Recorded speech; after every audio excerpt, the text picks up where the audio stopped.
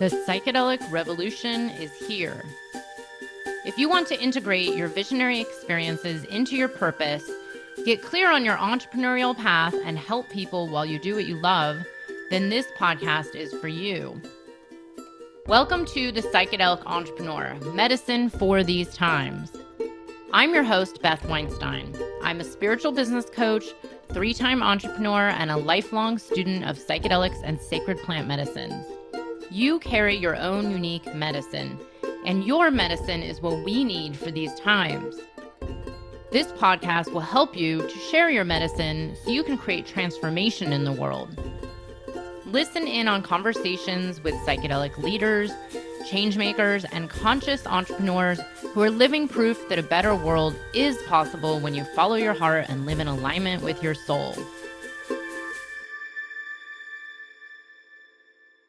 You are listening to an encore episode that was part of my Psychedelic Sacred Medicines Purpose and Business free online summit. This was one of my favorite interviews, so I wanted to share it with you here on my podcast. I hope you love it as much as I do. Enjoy. Hello, everyone. Welcome back to Psychedelic Sacred Medicines Purpose and Business. I'm Beth Weinstein. I'm a spiritual business coach helping you align with your purpose and grow your business so that you can help more people share your unique medicine and create freedom and abundance doing work that you love. And today, I'm really honored to have David Bronner with us. Hi, David. Thanks for being here. Yeah, thanks for having me. So David Bronner is the Cosmic Engagement Officer, the CEO of Dr. Bronner's, the top-selling brand of natural soaps in North America, and producer of a range of organic body care and food products. He is a grandson of the company founder, Emanuel Bronner, and a fifth-generation soap maker. Under David and his brother Michael's leadership, the brand has grown to $4 million in 1998 to $129 million in annual revenue in 2019. David and Michael established Dr. Bronner's as a sustainable leader in the natural products industry by becoming one of the first body care brands to formulate with hemp seed oil in 1999 and to certify its soaps, lotions, balms, and other personal care products under the USDA National Organic Program in 2003. Today, David is helping to lead the effort to establish the Regenerative Organic Certified standard, dedicating time and resources to creating an integrated, comprehensive program that addresses soil health, animal welfare, and fair labor practices to advance sustainable and ecological alternatives in industrial agriculture. In addition to his support of advocacy for regenerative organic agriculture, David directs Dr. Bronner's resources to support animal advocacy, wage equality, and drug policy reform. David was born in LA in California in 1973 and earned his undergraduate degree in biology from Harvard University. He is a dedicated vegan and enjoys surfing and dancing in the late night and lives in Southern California. And I know you also enjoy Burning Man back when we were allowed to go there. Yeah. But David, it's interesting. So I actually crowdsourced some questions for you. And actually, a few of the top questions that came through were about your soap camp at Burning Man, the foam camp. Okay. I know this has nothing to do with psychedelics and business, but let's get this out of the way as an icebreaker. What were you? First of all, were you the one involved in this? And was this your idea? And how involved are you in things like recreational Burning Man? Yeah, and well, actually, it's very much about psychedelics.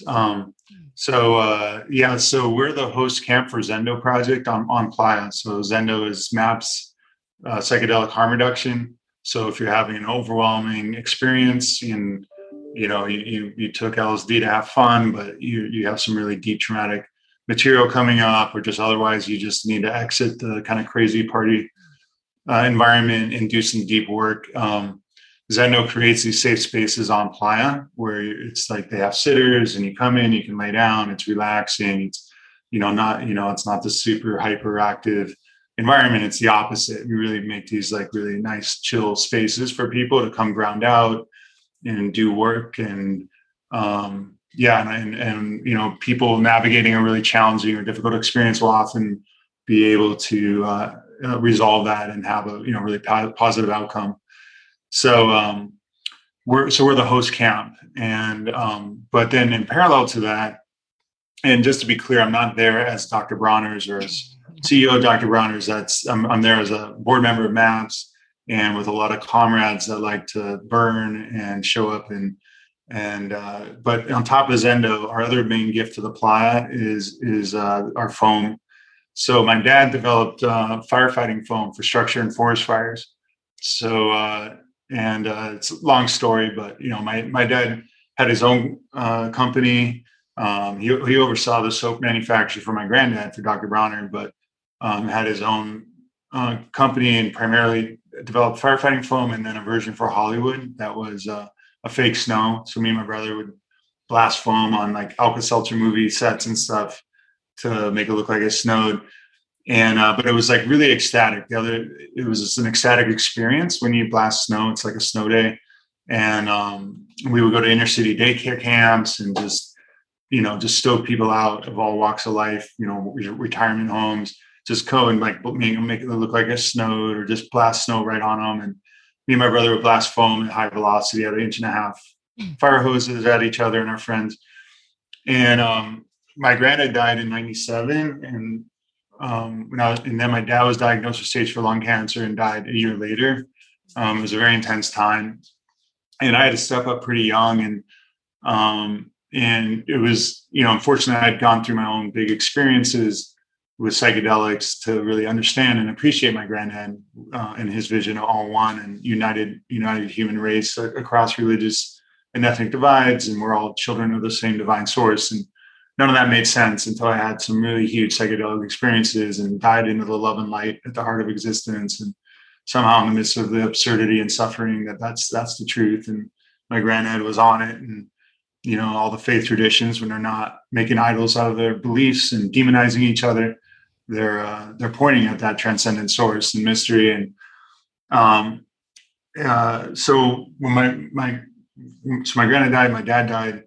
I basically shut down my dad's business. It was just too much to be doing both the foam and the soap business. And so we just concentrated on the soap business and, did a bunch of activist stuff and, ran it, in my granddad's kind of vision. But, my dad was me and my brother's company president, Mike Bronner, our central moral inspiration is our dad. And he's an amazing, amazing man. And, it was like 10 years later. So it was like 2008 or something. And I was going through a really tough time, and I was talking to my dad. I was like, Pop, how'd you do it? How'd you raise a family and run a business? It's nuts. I'm just losing my shit, And I just remembered like how much fun and joy we brought the world with the foam, and like just what a magician he was, like making these amazing machines and just blasting foam and just, so I built a machine based on one of his late designs and brought it to Burning Man. It was like, like, what do I have to offer to the playa? Just being really inspired and by all the amazing people making amazing things happen out there. And so I was like, oh, I'll bring out a foam machine. And we brought one out, and just, it was ecstatic. I mean, people were just so blown away by it. We're just blasting foam at high velocity. And at the burn, there's a lot of fire, there's a lot of dust, there's not a lot of water. And in fact, public showering is illegal. So, but we self-interpreted our foam as more of a mist than a shower. So we were under the Nevada mist regulations. It snowballed into being this like huge thing. And so now we bring double plexi like trailers out there. We pack like 50 people in at a time and blast foam on them and have DJs stoking people out, and it's a big naked dance party. And it's kind of like bathing culture, bringing like, in America, we're pretty prudish, and we don't have that like comfort of just bathing nude with each other and just having that whole relaxing vibration. And so that's another, it's like there's many levels to what we're doing with the foam. But yeah. Thanks for answering that. Because I've been there 4 times and I had no idea about any of this. I have been to the Zendo training at your camp back in 2017, I think it was. And it was incredible. I swear there must have been 500 people at that training. It was, 200-300. It was huge, and just incredible work that they were doing on the playa. So David, let's talk a little bit about your own personal work with psychedelics over the years, and running what I would call a conscious business. I and I'm sure many people have heard so much about your company and how you pay a fair wage, how it's a really great place to work. Everybody knows about the sustainability and the agriculture, the hemp, and all these initiatives around giving towards psychedelics. I'm curious, how have psychedelics played a part in decisions you've made for your business and the company, or have they at all? I'm curious, like, have you had any epiphanies, or, oh, let's try to do this different, or let's come out with this new product? I'm curious if they've been intertwined. Yeah, well, before we make any major decision, I take at least 300 mics of LSD to carefully review in detail. No, I'm joking. No, I was like, No, yeah, no. Yeah, I mean, I think, my path, my spiritual path has definitely been, fundamentally, let's say, assisted by our sacred allies.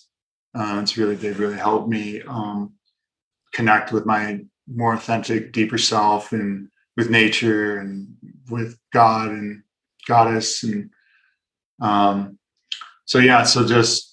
think just kind of getting me into the vibration of service and understanding that we exist here to serve one another and create joy and liberation and collective liberation and harmony with earth. I mean, that's the end game here. And so that, money is just energy to help make that happen. So I think that's, definitely been helpful.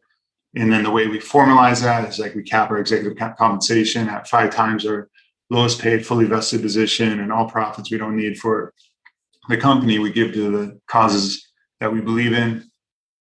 And you listed a bunch of them, but integration of psychedelics in a responsible way as fast as possible, so that the Western culture can over hopefully not that much longer of a time have real relationship in a way that indigenous cultures hold these plant medicines in such high prayerful reverence and deeply inform their culture and their attitudes and their connection to nature and each other. And so, I think that holds the healing, not just the medicine, but the indigenous ways of being and relating and knowing and healing really are what's missing in the West, the Western malaise, the colonial mindset, the trying to consume to feed this kind of hollowness, emptiness in the soul, that's just ripping the world apart. We're living through the 6th great extinction event. So, I mean, there's many different things we need to do to get to this promised land. But I feel like psychedelics are like upstream, mindfulness generally are upstream of like every other issue. We need to, all the social and environmental mega challenges we're facing. How do we help people kind of wake up and grapple with them? And so I feel that psychedelics are crucial in my path, and I think crucial for many. I think it really helped me again, like resonate to my granddad's vision of, we must unite the human race in sustainable harmony with each other and with nature. That definitely, my psychedelic experience helped me connect to that and his passion. And so I was able to let him know that I understood him and was going to dedicate my life to his passion. The All One God Faith, which is still our corporate name. And I guess that would be the role psychedelics play. Beautiful. No, it's interesting. You mentioned a few things that I was going to ask about. There's so many people who are looking around, reading the news, hearing, seeing what's going on social media, feeling like the world is crumbling. And there is this feeling for many of us that feels like the time is yesterday, like it's an all hands on deck situation in every realm as well. It's health and wellness, environmental, financial, the whole systems, right? Like you mentioned so many systems with, equality and society and just so much happening at a really heavy level. Like there's a lot to hold right now. I'm curious, because you're kind of on the front lines as a big leader out there in business, Do you see a trend towards more businesses starting to question their practices and their policies that they have in place and considering restructuring? I mean, is this really happening, or is this just my optimistic hope that there's more and more companies like the Bronners and the Patagonias of the world? I mean, is there a trend happening that maybe will help things a little bit? Yeah, I mean, I think so. I mean, I'm a cautious optimist. I think, yeah, the problems we're facing are pretty staggering. Um, but I think we have the solutions in hand. And, I think a radical shift to regenerative organic agriculture and moving to a plant-based diet is a big piece of it. Tackling issues of income inequality and, racial inequality and injustice. And, yeah, I mean, ending the drug war. I mean, there's some big things ahead of us that we need to get after. But yeah, reforming capitalism is huge and moving away from this like profit maximizing kind of mindset. I mean, right now, a corporation, your sole and only purpose is to maximize fiduciary return to your shareholders. It's, but there's a new corporate form called a benefit corp. It's separate from a B corp. B corp is a certification, but benefit corp is an actual legal form that a company can take that you can enshrine social impact as your primary purpose alongside obviously generating profit so that shareholders can't sue you for performing, like say, using most of your profit like we do to, make the world better. If you're not a benefit corp and we had minority shareholders that weren't mission aligned, they can sue us and say, you're not maximizing my fiduciary return. So, but the fact that benefit corp exists, I mean, that's a sign of the time. It's a new corporate form. We're a benefit corp. There's more and more, MAPS has a public benefit corp, USONA, on the psilocybin side, they're not for profit. And, there's some really cool companies, Patagonia, but like Mimosa is one in the psychedelic space that I'm paying attention to that looks really cool. So I'm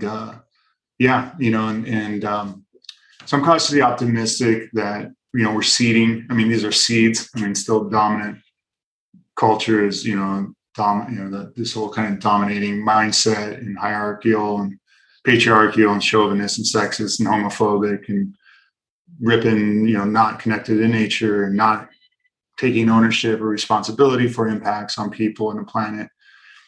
But, we're seeing the seeds of hopefully the future that will get more and more traction here. And I have a lot of hope that as we integrate the medicines that, they're not magic bullets, but that they're going to help speed up the process as more and more people get psychedelically opened and healed and, just less judgmental, more compassionate, more empathic. And, so, Mm.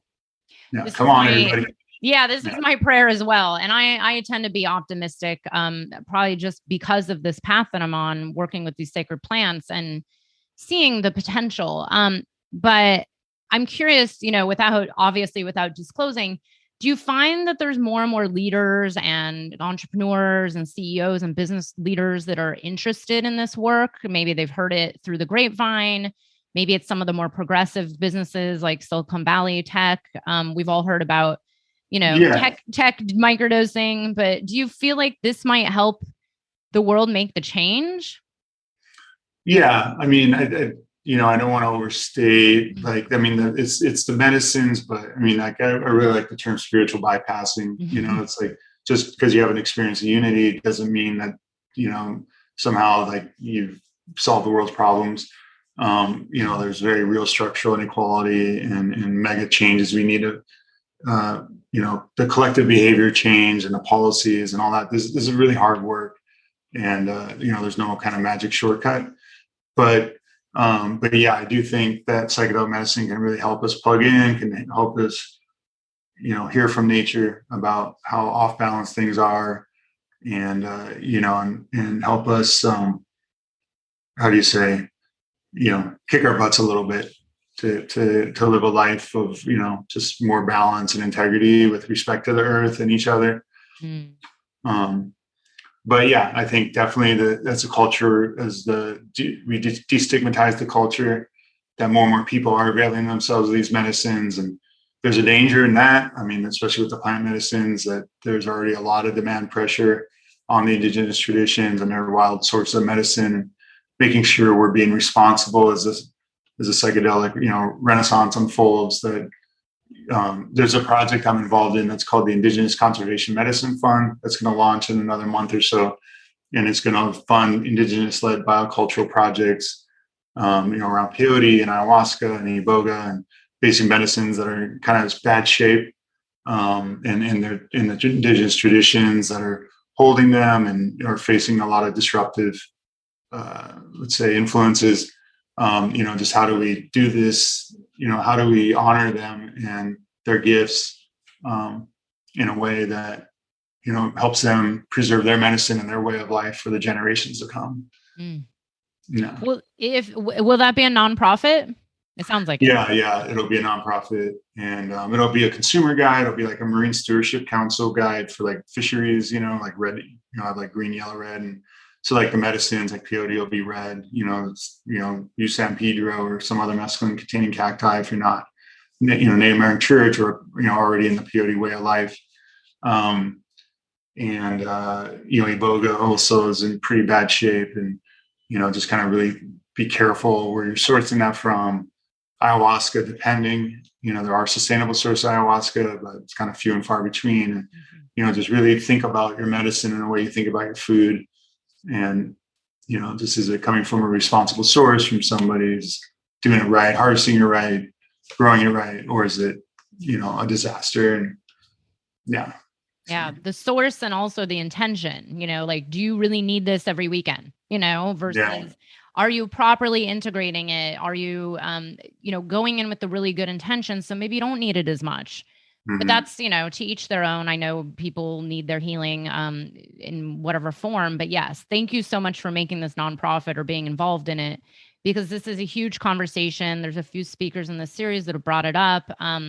We're donating a big percentage of the profits from this series to nonprofits doing this kind of work, because it is awesome. It is important, and it is a problem out there. And it also represents just, another form of colonialism and kind of perpetuating the system that we're all trying to break. Right. So everybody's trying to figure this out and get the balance right, which was actually one of my last questions for you. Is there's so many people who are on this path who've really found life-changing healing experiences through the use of sacred medicines and psychedelics. And then they see what's going on in the world. And, people like me have even felt like this dread of like hopelessness of what can I do? I do my own piece. I do my own inner work. I try to, do my best and remain non-judgmental and compassionate and do my little pieces to contribute. But what would you say to the everyday person that maybe isn't a CEO and doesn't have millions? Like, what would you say to people for how to be the change in the world? Like, what can they do? Yeah, well, I think, I think as we activate, as you get a sense like, okay, wait a minute, I need to serve, I need to help make this, world better. Like, I think, first of all, starting with yourself and, and your immediate relationships and being kind and awesome, working and journaling and, doing what you need to do for your self-growth. But then your diet, like understanding, and not just diet, but just your general consumption, like how we spend our money is the kind of world we're voting for. So are you like getting, your food from a farmer who's taking care of their land right, their workers right? Or is it like an industrial GMO plantation that's ripping up rainforest and oxidizing huge amounts of carbon in the air and disrupting indigenous smallholder communities? And just really understanding, like, what are the products that we're consuming, what kind of foods and clothes and soaps and whatever, just really understanding it on that level. But then, like, I say, like, whatever you care most about, what are you most passionate about? If it's like, animal rights and ending factory farming, or is it income inequality? Is it homelessness? Is it integration of psychedelic medicine? And, whatever it might be. Figure out who are the organizations in the space that are really engaged on the issues, and maybe, volunteer with them, give them money, whatever money is you can. But I think like if everybody's like choosing to activate on whatever they most care about, and if everybody's doing something, then we'll get it all done. And then like be aware of like and be in solidarity with the other struggles and the other issues. So like when other movements have their moment, that we're all showing up in solidarity, and helping each other out. Yeah, that's is beautiful advice, and it really, to me, it's you mentioned this, like the one step is, okay, how are you acting? Just like start with the very basics. How do you treat your friend, your neighbor, your family, yourself? Right. So these very small steps, one at a time. Thank you so much. So tell us a little bit about what Bronner's or you personally have upcoming, any initiatives besides the one you just mentioned.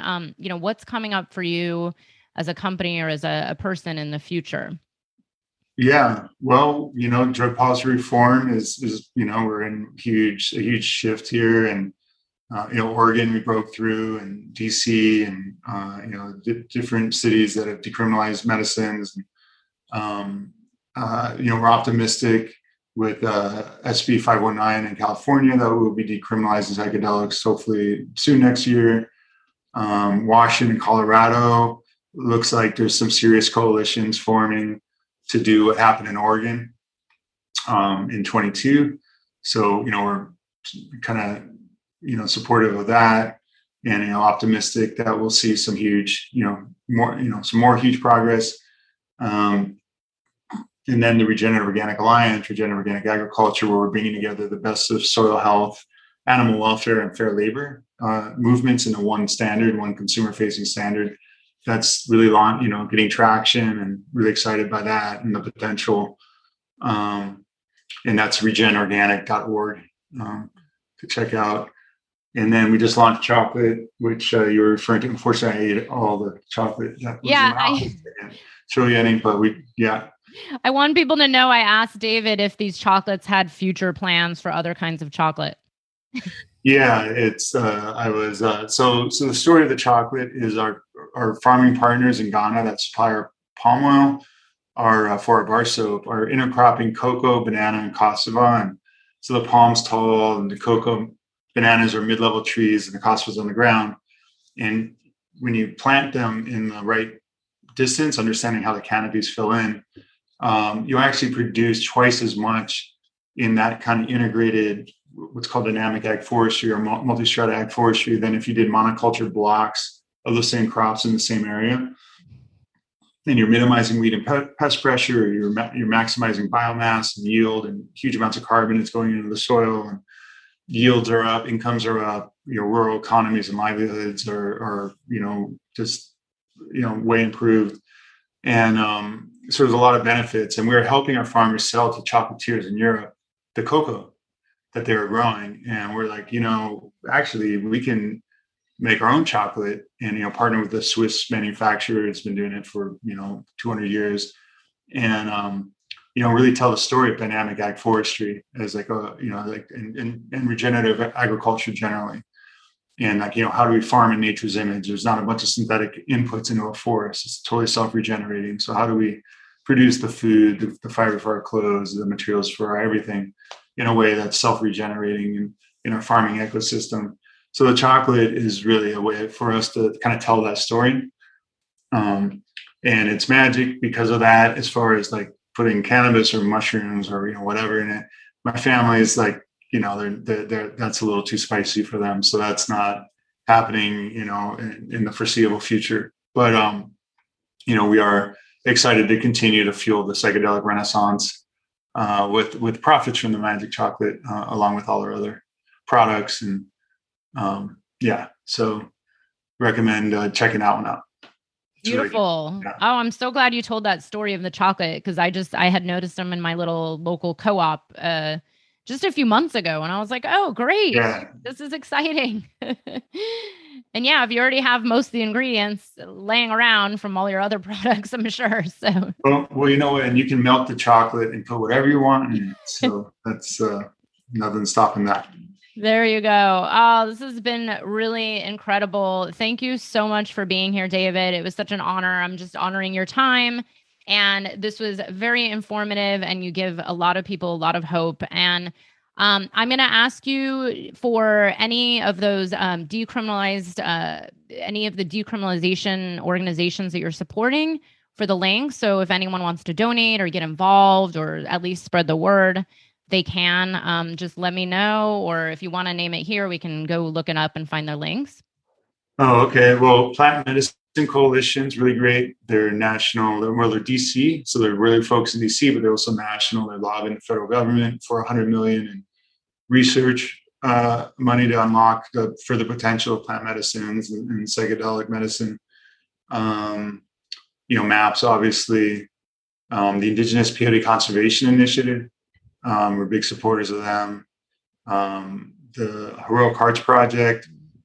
So our co-sponsors here in California are the Heroic Hearts Project. They're sending vets down to drink ayahuasca in Peru and heal up, and doing great work, really amazing allies.